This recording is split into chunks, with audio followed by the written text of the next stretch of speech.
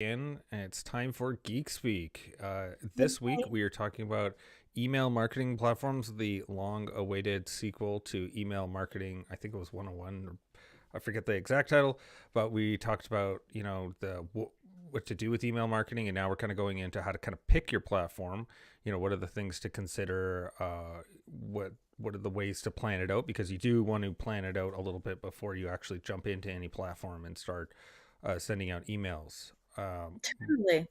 yeah, And should abs- we introduce ourselves? yeah, I think so. So my name is Phelan Lewis. At Seymour Digital Media, where we focus on search engine marketing.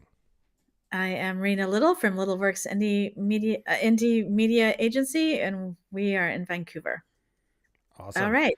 So you're right. I was actually on session one. I put it in the Geek Speak, the Cyberpunk Marketing Mixer Facebook group. I put it out a few places. I put it at the bottom of it'll go also on the bottom of this, linked back on this episode once we're done. But Hmm. the topics we did cover were things like what should go in an email, what makes an email castle compliant, how to organize your list, and basically basics on how to. Or we could actually do Yeah, a whole nother topic on how to organize your list. We talked about what content goes where, all of that sort of fun stuff. And you're right. So now we're gonna and the thing that came up from the questions that came out from that episode were which platform, and it's true yeah, because you kind of get into one. The way platforms all work, doesn't matter if it's email marketing or whatever. You have to start by signing up and signing in. There's not enough information to tell what's happening uh, on a platform until you actually get in there.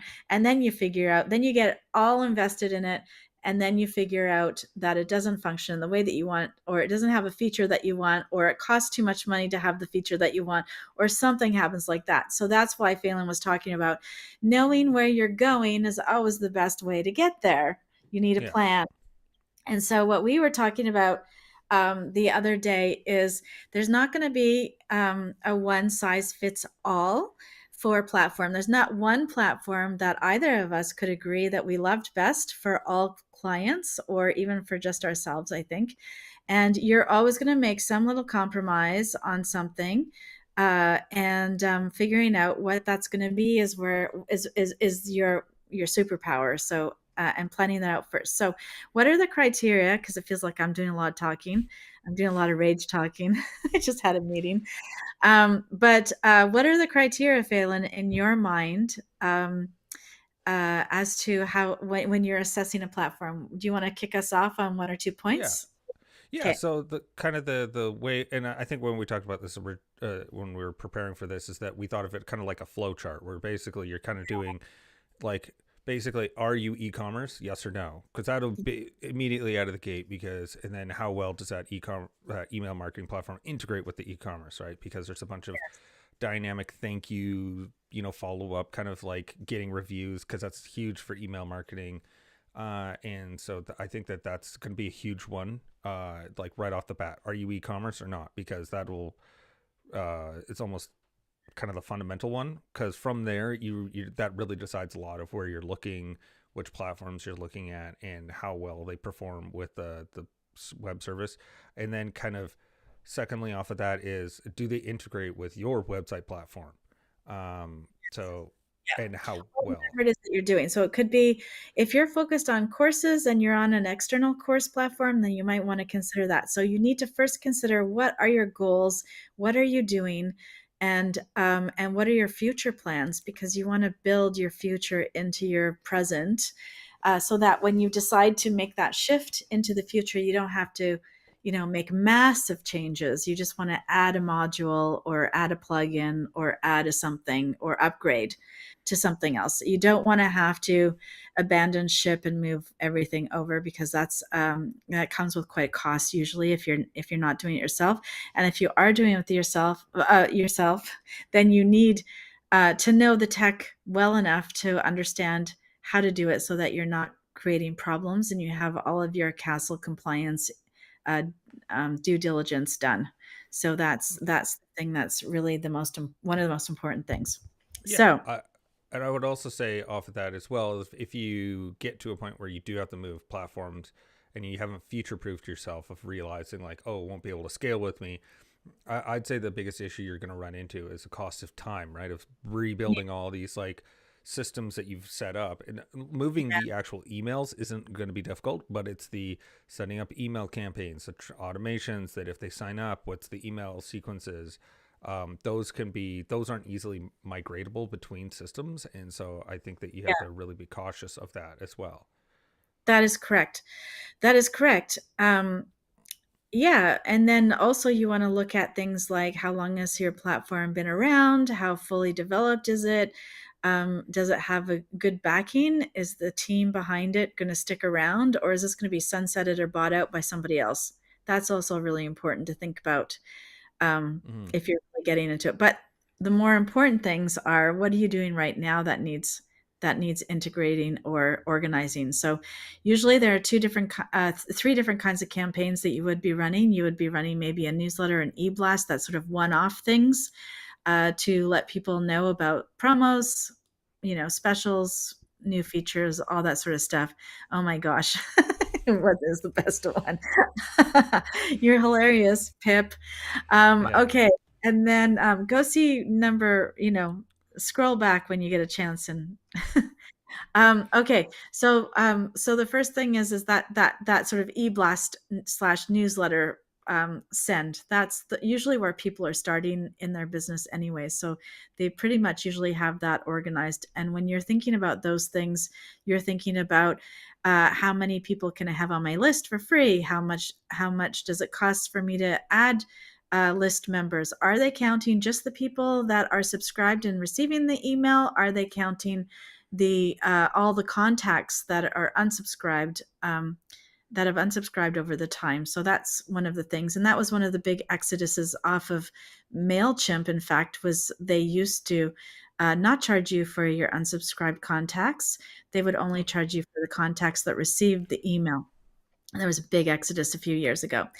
Um, and then the other thing that you might want to consider are segmentations and how your list organization is. So, is it lists or is it segments of a main list? So there are two ways of organizing. I personally like to have all one list and segment from that list.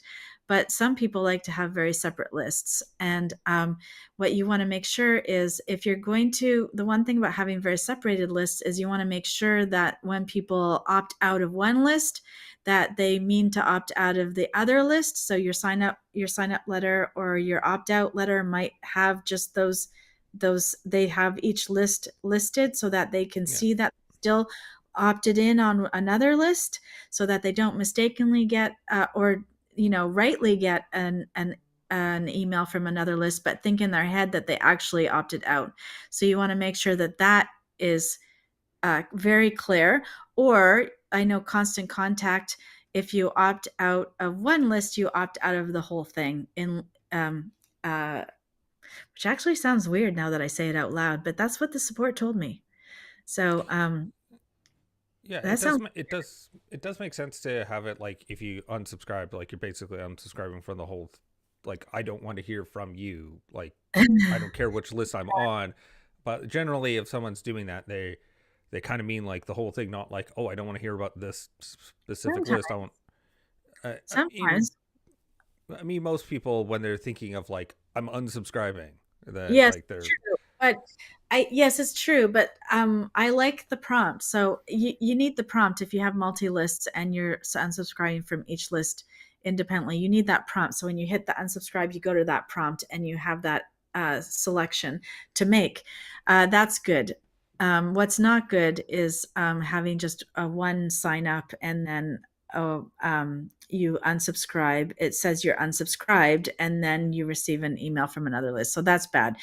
Um, okay, so that's one consideration. And then, so that's the list. Then, when you want to get a little bit more fancy, you have other kinds of campaigns. So you would have maybe a drip campaign for leads that don't buy on the first go. So you might have Mhm. done an opt-in offer, so like a downloadable or a contest or any of those kinds of list building techniques that are out there. They might opt in to get that one thing, that contest entry or that downloadable or whatever it is, and um, and then if they don't opt out right away, like I do, then you might want to send them through a series of info emails that will prompt them to do business with you in a different way or join you on a different list. So that's always possible. So you want to know the things that you want to know about your platform for those. Again, is there a limit to how many sends I have? Is there a limit to how many opt-ins, campaigns I can run on my platform? Is there a limit to how many um, um, messages that are on that sequence? Like, do you get 3? Do you get 6? Can you do as many as you like? Um, all of those things. And then the trigger, like what triggers it? So is it first day, 3 days later, 5 days after the first one, that type of thing? Or is it done by date? Or is it done by action? So those are important. So an action one would be more if you have a product, or if you're signing up for something, um, like um, like a course, that type of thing. Yeah. You can sometimes, and the course is sold on your website. You can actually organize your automation on some platforms according to the date that the sale was made. Yeah. Um, I'd say also building off of that is making sure, going back to the trial thing, that how they build these automations and workflows is something that you can easily understand. Like it's not like super complex. There's certain yeah, ones where, um, I'm forgetting the big one. Starts with an I. I just hate it so much that I just blotted out from my brain. But it was like one of the and it was, yeah, one of the enterprise ones that like you needed to hire someone, like setting up Salesforce. Infusionsoft. Yeah, that's it. Yeah, and Like, will I get a prize? yeah, yeah, good job. Because that was one where we had an issue with like Amy Porterfield, where we had signed up to a couple lists, and then it would fire the same email sequence, and so we were getting like the same Yeah, emails, and it was just like it was a mess that they should have yeah, definitely figured out. And so I think that's another one as well. Is when we talked about email marketing platforms and thing things to consider as well is try not to go over one that's trying to like MailChimp is trying to be like an all-in-one doing everything, but it's kind of you wind up not doing all of them well, and so you'll true. build it out to like a certain extent, but because you have so many other things on the go, you don't really close the loop to really nail down what's going on with all of these platforms and or Yeah. all these components to your all-in-one, and so it kind of feels incomplete or hits a limitation that it's like, well, why didn't you fix this? Like, Or it gets expensive. Here's the other thing that just recently happened to me. So, they also bundle these things into um, buckets that might not work for your business. mm, So, for example, if you're using a store, an e-commerce store, to sell a course, and not the course section of their platform to sell the courses because you're not running the courses online, which happens. It's yeah, actually quite common. Then you might need to buy you might be buying the email automation for your product, but then you can only organize the automation in it only triggers from the actual purchase. So if your course has a date and you need to send the reminder email 2 days before that date, that's going backwards. The only way you can do it is when they buy it, you can set up an email 10 days after they buy it. But if mm, people buy like 2 months in advance and then they buy 2 days in advance, then that email is not going to work. That automation is not going to work for all of them. So then there's more manual stuff involved because you haven't got the package that you're supposed to have. So you either are forced to buy a second package that you're not working. So you use one piece of this package and one piece of that package, and then the cost goes up. yeah, So, hacking your website, Squarespace, I think, is the worst for it. So people will get onto Squarespace and they'll choose the thing that suits them because it's the cheapest. And then they'll try and do the next phase of marketing, and then they can't do it because there are these limitations. And as a provider, this is the one thing that I cannot make clear enough. we don't know what the limitations are until we get in there. We have to pay for the module and get in there and figure it out. There's no like complete how to that answers all of our questions before we get in there. And even my experience, the support staff also can't help to the degree that we really need to know before we. So it's really good to go in and test all these things and then pull out if you don't need them. But Yeah. the expectation that you can buy one module and have three disparate things organized with one module is pretty low. Yeah. And then it's worse. Sorry, I keep doing this to you, Phelan. I'll stay one more sentence and then I'm going to stop.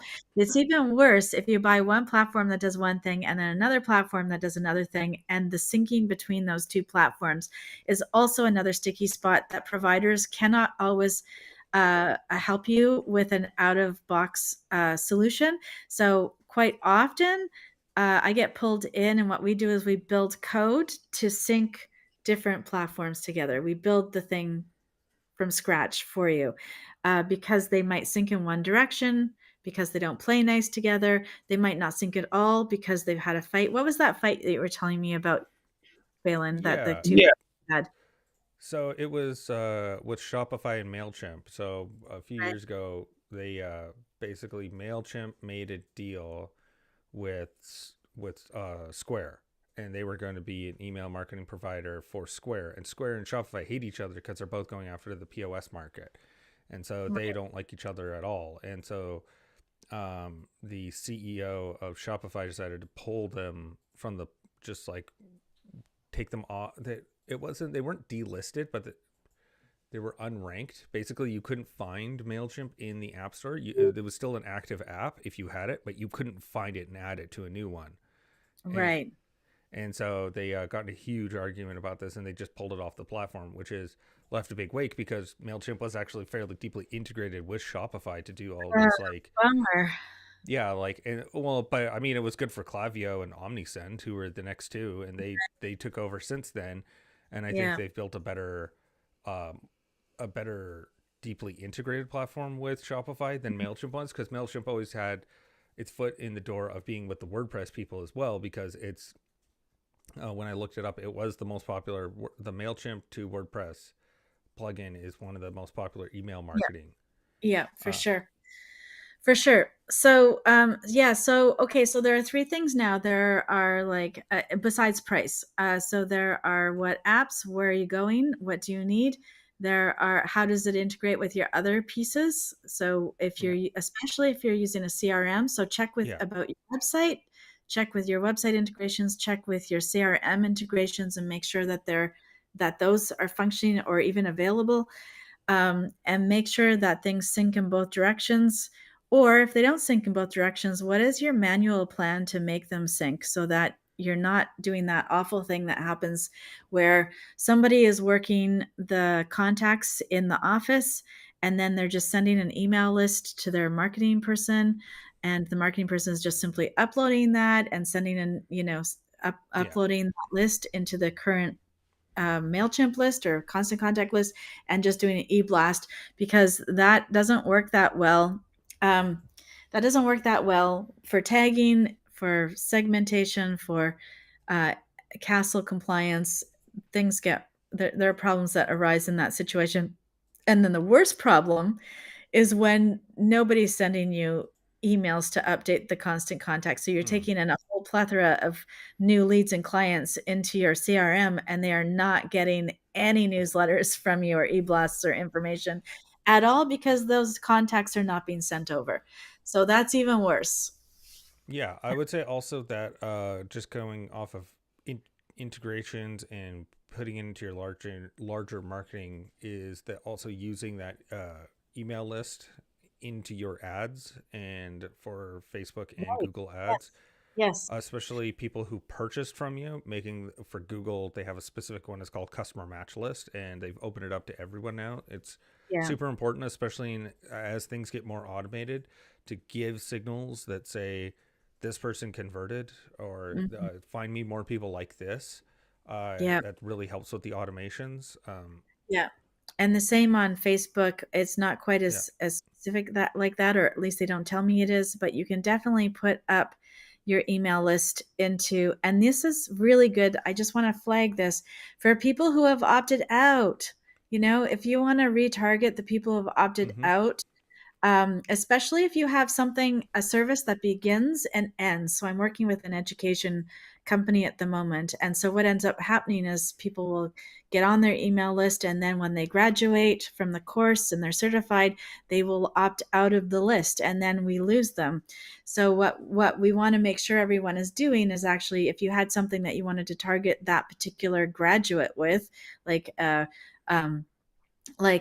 upgrade courses or maintain your certification courses or whatever it is, or anything that's an addition, then you would want to be able to reach those people. If they've opted out, the best way to do it is on a MailChimp, is on a Facebook ad campaign that is organized for those opt outs and your opt ins, and you can send them that message and get to them. And it's not against castle compliance to use our opt out list in this case because you're not sending an email. Well, yeah, because you're not sending an email and you're not targeting them in that way. You're not sending the email like you said, and you acquired the email through the compliant means, right? They handed you Yeah. the email, so it wasn't. Well, when they Um, opt out, yeah, when they opt out, it doesn't matter. But you can, yeah, you don't. There is no, as far as I know, there's no castle regulations around advertising using emails. Do you know of yeah. any? No, I skimmed over. I got to do another deeper dive on the because Google does have like a little warning that says like, hey, you did get these emails or phone numbers in Oh through yeah, yeah, legitimate yeah. means, Right. and Yes. Okay. so it's even if it's like I don't technically think like Yeah, it's bad. It's bad etiquette to to scrape the internet and send ads, but it's not. I don't think it's okay. Just a second, I gotta look that up now. Now you're um making. But I I would last time I would I looked, it was also uh s- fine. so I would also say the reverse is also very useful as well, taking your email list and then making exclusionary lists out of those people because you can also save your Facebook dollars and your Google ad spend by not having this ad shown to these people because they've already been through your program. So why waste money on sending them the ad? Like scoop those people out because they are technically Yes, the yeah, right audience, but yes, I don't that's want true. this specific person. Just find me more Yeah, people like them. So you could say, don't find me this person, but find me more people like them, which is another tactic you can use as well with your email yeah, marketing. exactly. Okay, I'm actually just pulling it up here, and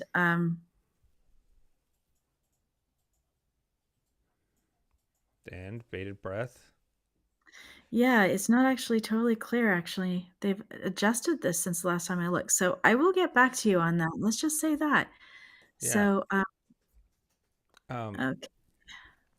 but definitely make it compliant with the platform's regulations as well. Like the, yeah, but generally just don't scrape emails and you should be fine, provided that you're not being malicious with it, then yeah, you should be okay. Oh, here we go. Oh, did we find the, No, that's just regular social posts, which uh, is hilarious because how can you? Uh, yes, I know that social media was first organized because when you send messages on LinkedIn, it goes into people's inboxes, and same with messages on Messenger, they go yeah. into people's inboxes. But it really depends on how people have their Facebook accounts organized as to what notifications they actually get through regular means. But they definitely don't get ads sent to your inbox. There would be no notification for that. So I'm pretty sure it's okay. Yeah. Though Gmail technically does have, you can do ads to Gmail. So I wonder if that would, how that regulation would go. Oh, I guess it, interesting.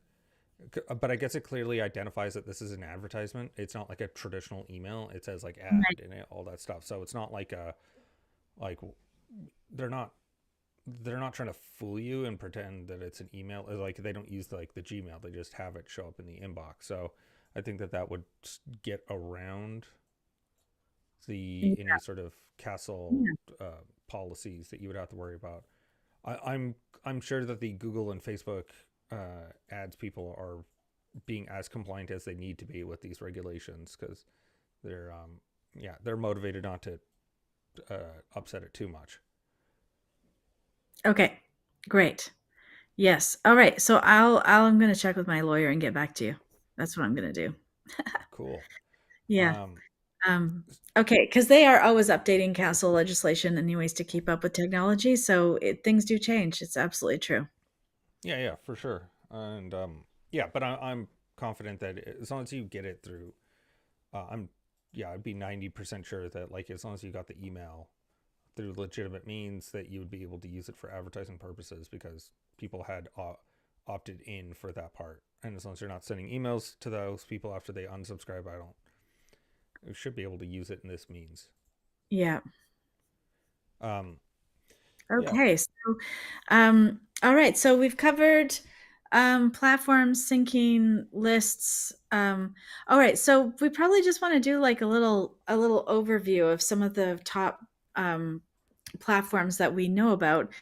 We just have a few more minutes left. So I guess for e-commerce, what are your go-to ones, Phelan? Uh, I like using MailerLite Klaviyo. Those have been pretty useful for Mhm. us that are do a lot of like pretty well integrated with Shopify. So I like Yeah. them. I know that MailerLite has a pretty good integration with WordPress as well. So if you wanted to do WooCommerce, it's a pretty Mhm. good one for that. And it's got a pretty generous free tier, which I like for getting started and kind of learning how to do email marketing.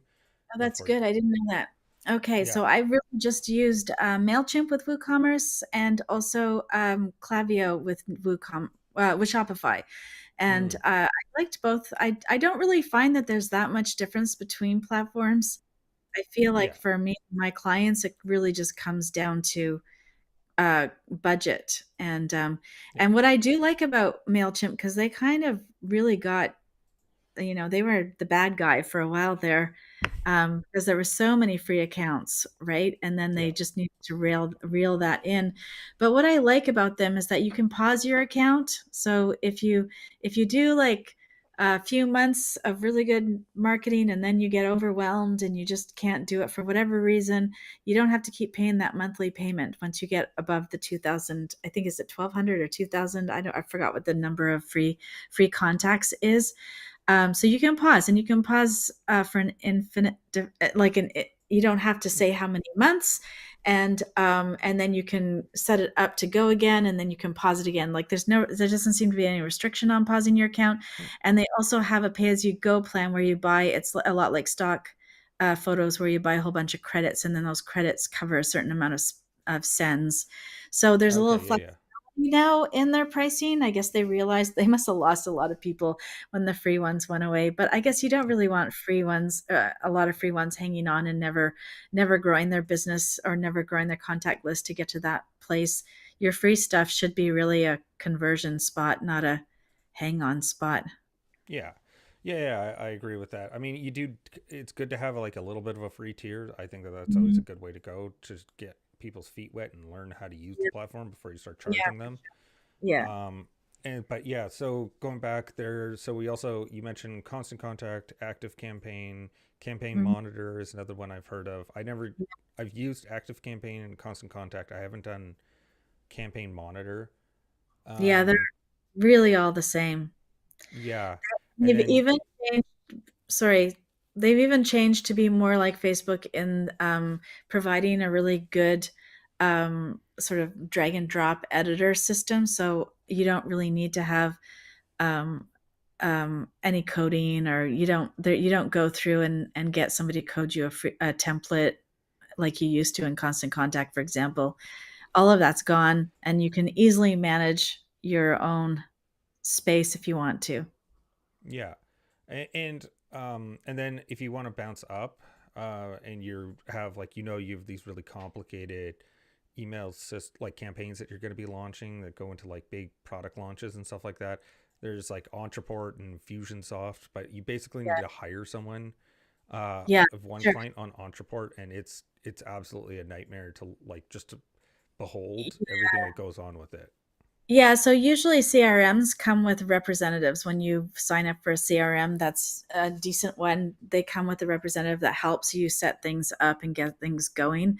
It is good to have a marketing person on there, and they work through. It's like a referral based payment. So the person that reps you will get a kickback on whatever you're paying on your monthly fees. And so generally they're pretty good, and they're really super knowledgeable about the tech stuff.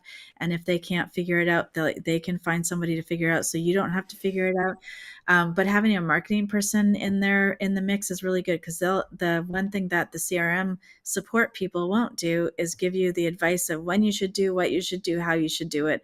They'll just tell you the technical ways of how to do it. um, Yeah, yeah. and so you want those two pieces, the tech support and I think that's one of the things that I like about the paid MailChimp one, accounts, is that there's tech, um, chat support. I love chat support. Yes, yeah. Squarespace has its own sort of e-commerce platform in there that does some automations for certain things. It seems pretty good if you actually set your site up correctly to be organizing your products and your offerings according to their rigid structures. So if you have Yeah. an online course, then use the online course section and use the Squarespace marketing that goes with that, the automations that go with that. That's really great. If you have a product that is actually a product, then use the product section. But they don't have a very good integration for in-person ticket sales, is what it would actually be, is ticket sales. So Yeah, that yeah. I figured out that doesn't work that well. And and they have an excellent support. So I always go for who I look at price, I look at what do I need, and then I look at how available is the support, and how untech is their support service. Like, will they be able to speak to someone like me and get me to understand what needs to happen? Yeah, exactly. I think those are all good things to consider when you're picking your email marketing platform. Mhm. And so that Oh, is we're time for us. on time. I didn't even notice. So yeah, once again, thanks for joining us. If you want to continue the conversation, come and meet us in Cyberpunk Marketing Mixer Facebook group, and we'll happy to answer any comments you guys have. Anyway, that's all time from us. And my name's Phelan. And I'm Rena. See you next week.